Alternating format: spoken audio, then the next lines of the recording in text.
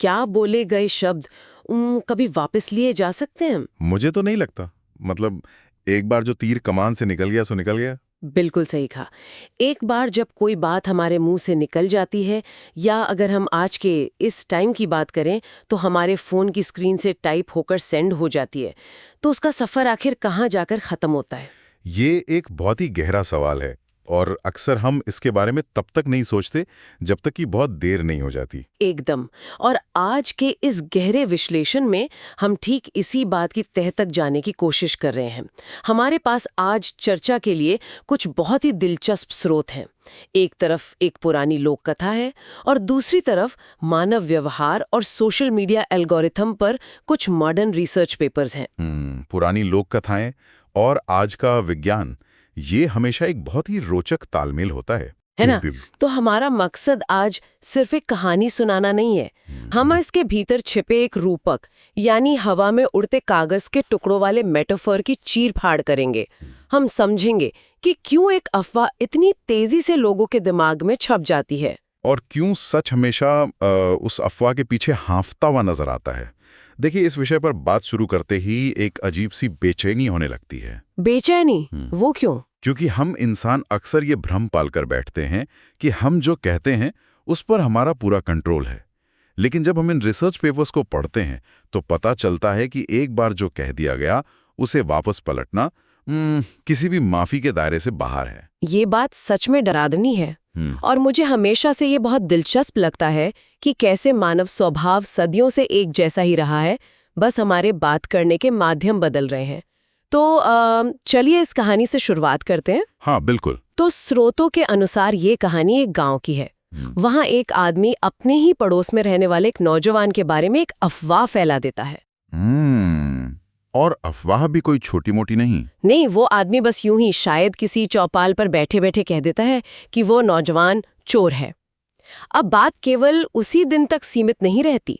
ये बात जंगल की आग की तरह, या कह लें कि पहाड़ से गिरते बर्फ के गोले की तरह पूरे इलाके में फैल जाती है, जिसे हम स्नोबॉल इफेक्ट भी कहते हैं। बिल्कुल।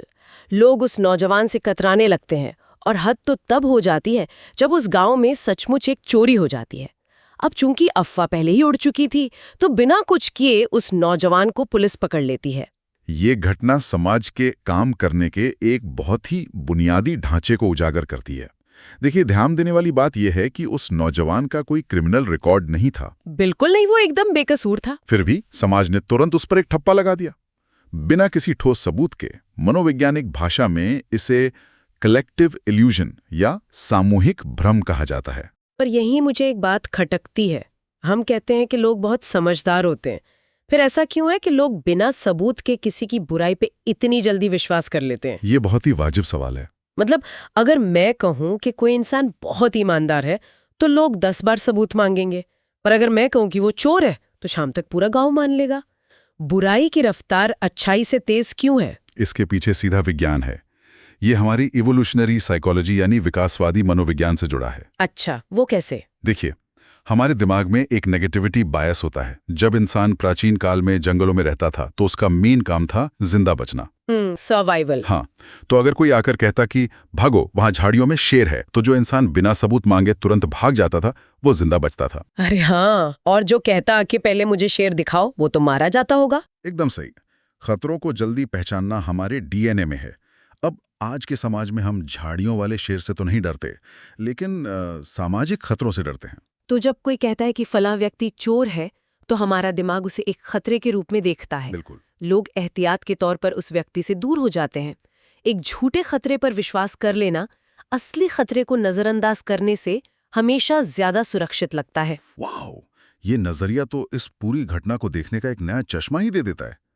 लेकिन क्या हम सारा दोष बस इंसानी दिमाग पर डाल दें? क्या अफवाह फैलाने वाला एकदम बरी हो गया? नहीं, बिल्कुल नहीं। कहानी का अगला हिस्सा इसी जवाबदेही पर है। हाँ, क्योंकि जब सबूतों की जांच होती है तो नौजवान निर्दोष साबित हो जाता है और जेल से वापस आने के बाद वो चुप नहीं बैठता। वो अफवाह फैलाने वाले पर केस कर देता है और मामला पंचायत में सरपंच के सामने पहुंचता है। और यहीं से हम अकाउंटेबिलिटी यानी जवाबदेही के पचड़े में पड़ते हैं। जब पंचायत लगती है तो वो आदमी अपने बचाव में जो कहता है ना, वो सुनकर मुझे तो बहुत गुस्सा आया। उसने क्या कहा? वो सरपंच से कहता है मैंने जो कुछ कहा था वो तो बस एक कैजुअल कमेंट था। किसी को नुकसान पहुंचाना मेरा मकसद नहीं था। तो ये तो बहुत ही आम बहाना है ना? क्या सिर्फ ये कह देना काफी है कि मेरा इरादा नुकसान पहुंचाने का नहीं था? ये तो ऐसा हुआ कि साफ पानी के ग्लास में किसी ने स्याही की एक बड़ी बूंद डाल दी और फिर मुस्कुराकर कह रहा है कि सॉरी, मेरा इरादा पानी गंदा करने का नहीं था। बहुत ही सटीक उदाहरण दिया आपने। भाई, तुम्हारे इरादे जो भी हों, पानी तो अब पीने लायक नहीं रहा। तुम स्याही को वापस कैसे निकालोगे? ये स्याही वाला रूपक बहुत ही पावरफुल है और ये इंसान की एक गहरी मनोवैज्ञानिक प्रवृत्ति को भी दर्शाता है। इसे कॉग्निटिव डिसोनेंस कहते हैं। कॉग्निटिव डिसोनेंस मतलब खुद को सही साबित करने की कोशिश। हाँ, देखिए, कोई भी इंसान खुद को कहानी का विलन नहीं मानना चाहता। जब उस आदमी ने देखा कि उसके कुछ शब्दों से एक बेकसूर को जेल जाना पड़ा, तो उसका दिमाग इस अपराध बोध को झेल नहीं पाया। तो उसने खुद को बचाने के लिए अपने इरादों की आड़ ले ली। बिल्कुल। वो दुनिया को ये समझाना चाहता था कि गलती उसकी नहीं, हालात की थी। वो खुद को एक मासूम दर्शक बता रहा था, जबकि उस पूरी बर्बादी का असली डायरेक्टर वही था। यही कारण है कि इरादे और नुकसान के बीच हमेशा बहस होती है। हम अक्सर अपने शब्दों के प्रभाव को बहुत कम आंकते हैं।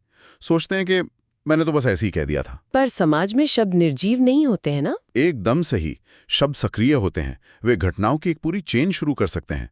और सरपंच इस बात को बहुत गहराई से समझ गए थे। हाँ, सरपंच को पता था कि अगर वो उसे सिर्फ डांट कर छोड़ देंगे या जुर्माना लगा देंगे तो उसे अपनी गलती का असली एहसास कभी नहीं होगा। वो तो जीवन भर यही सोचता कि उसने कुछ खास गलत नहीं किया। आम कथा से उठकर एक मास्टर क्लास बन जाती है। सरपंच कोई आम सजा नहीं सुनाते, वो एक साइकोलॉजिकल एक्सपेरिमेंट करते हैं। जी, वो कागज के टुकड़ों वाला प्रयोग। हाँ, सरपंच उस आदमी से कहते हैं कि अपनी सारी टिप्पणियां एक कागज पर लिखो, फिर उस कागज के छोटे छोटे टुकड़े करो और घर जाते समय रास्ते में उन टुकड़ों को हवा में उड़ा दो। उस आदमी को लगा होगा कि ये तो बहुत ही आसान सजा है। बिल्कुल, उसने खुशी खुशी वैसा ही किया।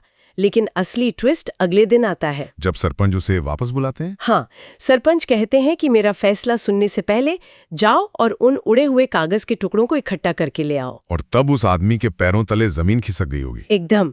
वो हैरान रह जाता है, कहता है कि ये तो पूरी तरह से इम्पॉसिबल है। कल रात से हवा चल रही है, टुकड़े न जाने कहाँ कहाँ उड़ गए होंगे, मैं उन्हें खोजने के लिए कहाँ कहाँ भटकूंगा। उस आदमी की ये बेबसी, ये लाचारी, यही इस पूरी चर्चा का केंद्र है। अगर हम इसे आज के डिजिटल दौर से जोड़ें तो ये समानता सच में रोंगटे खड़े कर देने वाली है। आप सोशल मीडिया की बात कर रही हैं? हाँ, जरा सोचिए, वे कागज के टुकड़े क्या हैं? वे हमारी ट्वीट्स, हमारे व्हाट्सएप फॉरवर्ड या फेसबुक के कमेंट्स हैं। और वो हवा इंटरनेट का एल्गोरिदम है। बिल्कुल। एक बार आपने सेंड बटन दबा दिया, यानी कागज हवा में उछाल दिया, तो आप उससे कभी पूरी तरह से वापस नहीं ले सकते, भले ही आप बाद में अपनी पोस्ट डिलीट कर दें। तब तो बहुत देर हो चुकी होती है। और यहाँ इस इंटरनेट वाली हवा को समझना बहुत जरूरी है। प्राकृतिक हवा से ये अलग कैसे है? देखिए, प्राकृतिक हवा तो बेतरतीब बहती है, लेकिन इंटरनेट का एल्गोरिदम कोई प्राकृतिक हवा नहीं है। ये एक डिजाइन की गई आंधी है। डिजाइन की गई आंधी मतलब इसे जानबूझकर ऐसा बनाया गया है? हाँ, इसका डिजाइन ही ऐसा है कि ये सबसे भड़काऊ और नेगेटिव कागज के टुकड़ों को चुनती है और उन्हें वहां ले जाती है जहां वे सबसे ज्यादा देखे जाएंगे। क्योंकि सोशल मीडिया का पूरा बिजनेस मॉडल एंगेजमेंट पर टिका है। एकदम सही। और इंसान सबसे ज्यादा एंगेज तब होता है जब वो गुस्से में हो या डरा हुआ हो। इसलिए अफवाहें इंटरनेट पर एक रॉकेट की तरह उड़ती हैं। और वो आदमी जो सरपंच से कह रहा था कि मैं उन्हें कहाँ कहाँ खोजूंगा, ये आज के टाइम में बिल्कुल वैसा है जैसे कोई इंटरनेट पर वायरल हो चुकी अपनी किसी गलती को डिलीट करने की कोशिश कर रहा हो। जो कि असंभव है ना? किसी ने स्क्रीनशॉट ले लिया, किसी ने 10 ग्रुप्स में फॉरवर्ड कर दिया। अब हर इंसान के इनबॉक्स में जाके तो मैसेज डिलीट नहीं कर सकते। यही कैंसल कल्चर और ऑनलाइन ट्रोलिंग की कड़वी सच्चाई है। इंटरनेट पर जब किसी की इज्जत नीलाम होती है तो उसका असर उस नौजवान के जेल जाने से भी ज्यादा बड़ा हो सकता है। और सबसे बड़ी विडंबना देखिए, जब सच सामने आता है तब तक झूठ दुनिया का चक्कर लगा चुका होता है। सच कभी भी एल्गोरिदम की हवा में उतनी तेजी से उड़ी नहीं पाता। सच हमेशा भारी होता है ना, इसलिए हवा में ज्यादा दूर तक नहीं जा पाता। क्या बात है, बहुत सही कहा। खैर, जब वो आदमी हार मान लेता है तब सरपंच अपना अंतिम फैसला सुनाते हैं। वो समझाते हैं कि एक छोटी सी टिप्पणी भी किसी का मान सम्मान इस हद तक नष्ट कर सकती है जिसे वो दोबारा कभी हासिल नहीं कर सकता। सरपंच ने उसे आईना दिखा दिया। तुम कागज तो फाड़ सकते हो, लेकिन जो इज्जत तार-तार हुई है उसे वापस नहीं जोड़ सकते। और मनोविज्ञान भी तो यही कहता है ना कि रेप्यूटेशन बनाने में सालों लग जाते हैं। हाँ, इसे एसिनेक्ट्री ऑफ ट्रस्ट कहते हैं। समाज आपको तभी भरोसेमंद मानता है जब आप लगातार अच्छे काम करें। इसमें बहुत समय लगता है। पर तोड़ने में तो सेकंड्स लगते हैं। बिल्कुल। एक नेगेटिव बात सामने आई, भले ही वो झूठी अफवाह हो, और हमारा दिमाग तुरंत उन 20 सालों की अच्छाई को भूल जाता है। और इसीलिए ये कहानी हमें एक बहुत बड़ी सीख देती है। अगर आप किसी के बारे में कुछ अच्छा नहीं कह सकते तो चुप रहें। हमें अपने शब्दों का दास नहीं बनना चाहिए। शब्दों का दास, ये बहुत ही पावरफुल फ्रेज है। मुझे भी ऐसा ही लगा। जब तक शब्द हमारे दिमाग में हैं, हम उनके मालिक हैं। हम उन्हें बदल सकते हैं, रोक सकते हैं, लेकिन हम तुरंत उनके गुलाम बन जाते हैं। एकदम सही, क्योंकि अब उनके परिणामों को हमें ही भुगतना पड़ता है। जैसे अगर हम आज़ादी यानी फ्रीडम ऑफ स्पीच के नज़रिया से देखें तो एक बैलेंस होना बहुत ज़रूरी है। बिल्कुल, बोलने की आज़ादी तो एक अच्छे समाज के लिए बहुत ज़रूरी है। हाँ, लेकिन असली आज़ादी सिर्फ कुछ भी बोल देने में नहीं है। असली आज़ादी ये समझने में है कि कब चुप रहना है। बिना सोचे समझे बोले गए शब्द आज़ादी नहीं, बल्कि एक नई तरह की जेल बनाते हैं। न सिर्फ उस इंसान के लिए जिस पर अफवाह उड़ी, बल्कि बोलने वाले के लिए भी। मुझे लगता है वो अफवाह फैलाने वाला आदमी कानूनी रूप से तो आज़ाद हो गया होगा, लेकिन मानसिक रूप से जीवन भर उसी कैद में रहा होगा। सच में, सरपंच के उस प्रयोग के बाद वो जब भी हवा चलते हुए देखेगा, उसे वो कागज के टुकड़े और वो बर्बाद हुई जिंदगी याद आएगी। वो अपराध बोध उसका पीछा कभी नहीं छोड़ेगा। तो अगर हम आज की इस पूरी चर्चा को समेटें, तो ये बात बिल्कुल साफ है कि सम्मान एक एक ईंट जोड़कर बनाई गई बिल्डिंग की तरह है, जिसमें सालों की मेहनत लगती है। लेकिन एक बेबुनियाद अफवाह उस पूरी बिल्डिंग को पल भर में गिरा सकती है। और आज के इस डिजिटल दौर में, जहां हम सबके हाथ में एक डिजिटल माइक है, ये बात और भी ज्यादा गंभीर हो जाती है। हमारी उंगलियां जो कीबोर्ड पर बस यूं ही चलती हैं, वे असल में किसी की जिंदगी के फैसले लिख रही होती हैं। इसलिए कोई भी फॉरवर्ड या कमेंट हवा में उड़ाने से पहले हमें सोचना चाहिए। क्योंकि एक बार वो कागज उड़ा तो उसे समेटने की ताकत दुनिया की किसी तकनीक या एल्गोरिथम में नहीं है। बिल्कुल। आज की ये चर्चा हमें एक बहुत ही गहरे सवाल पर छोड़ जाती है। एक ऐसा सवाल जो हमें सोचने पर मजबूर कर देगा। वो क्या है?